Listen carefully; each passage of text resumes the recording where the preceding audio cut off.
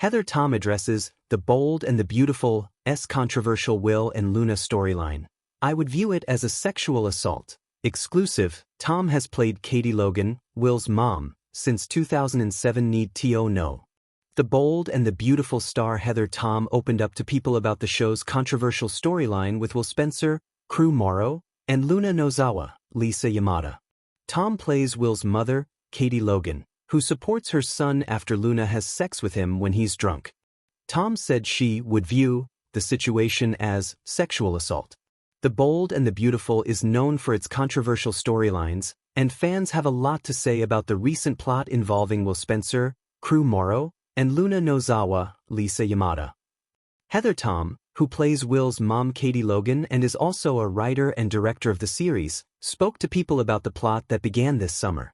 Luna, obsessed with Will, pretended to be his girlfriend, Electra Forrester, Linnea Grace, and had sex with him when he was drunk, ultimately getting pregnant with his baby. Many fans online have criticized how the storyline has been handled, since the show has chosen not to call the encounter rape, but instead has characters say that Luna took advantage of Will. To be honest, if it were my son, I would view what happened as an issue of consent and that there wasn't much consent happening in that instance, Tom, 50, said. And so yeah, I would view it as a sexual assault. She continued, I think that the terminology is what they've chosen to use, and I think that characters can defend that or not. As for her character, she said, Katie does get to where she does definitely think that her son was assaulted. She definitely uses that terminology. She definitely didn't necessarily start off there. But I think that for me personally, as a person, as a woman, as a mother, consent is very important to me, she said. She welcomed son Zane in 2012 with husband James Aker.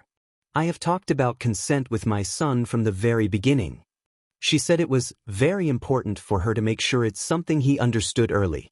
It's something that me, growing up, it was not necessarily at the forefront of how we were raised and how society saw it and how people spoke about things, she said.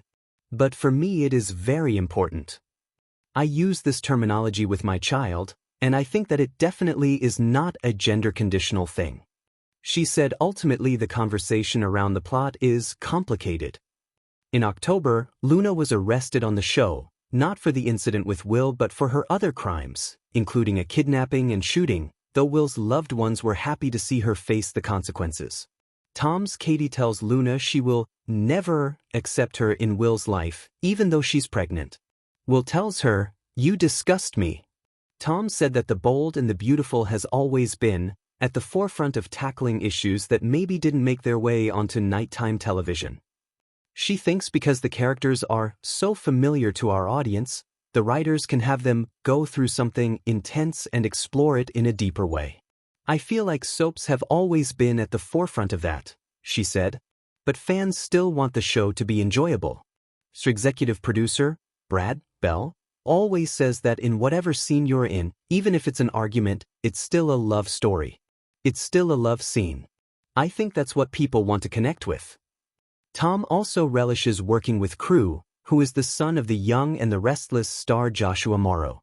Tom began her soap career on YNR 35 years ago as Victoria Newman, the sister of Joshua's Nicholas Newman. It's like the craziest full circle thing ever because I remember when Crew was born, she said. But I love having him here. I think he's a great addition. I'm so glad that they waited to cast Will and that they're fleshing out Bill and Katie's family and the Spencers. Still, working with Crew can occasionally be a little spooky. When he first started, he would laugh or smile and it would take me out of the scene because I'd be like, oh my God, it's Joshua. He's so his father's son, it's crazy. The Bold and the Beautiful airs weekdays on CBS and streams the next day on Paramount+. Read the original article on people in the quiet space between takes, the hum of the studio lights dimmed, the sets of Forrester creations draped in soft shadow. Heather Tom has often said that the story never really leaves you. Not when you go home. Not when you sleep.